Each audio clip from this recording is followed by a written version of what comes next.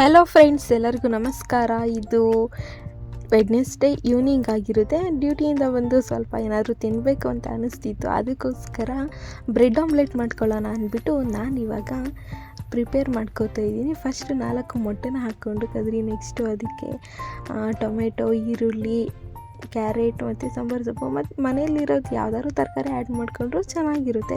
Next ಅದಕ್ಕೆ ಮಸಾಲೆಗೆ ಖಾರದ ಪುಡಿ, ಉಪ್ಪು ಮತ್ತು ಗರಂ ಮಸಾಲ, ಪೆಪ್ಪರ್ ಪೌಡರ್ ಇದ್ದರೆ ಅದನ್ನು ಹಾಕ್ಕೋಬೋದು. ಅದನ್ನೆಲ್ಲ ಹಾಕ್ಕೊಂಡು ಮಿಕ್ಸ್ ಮಾಡಿಕೊಂಡೆ. ನೆಕ್ಸ್ಟು ತವ ಮೇಲೆ ಎಣ್ಣೆ ಹಾಕ್ಕೊಂಡು, ಅಂದರೆ ತವ ಸ್ವಲ್ಪ ಹೀಟ್ ಆದಮೇಲೆ ಎಣ್ಣೆ ಹಾಕಿ ನೆಕ್ಸ್ಟು ಆಮ್ಲೆಟ್ನ ಹೀಗೆ ಸ್ಪ್ರೆಡ್ ಮಾಡಿಕೊಂಡೆ.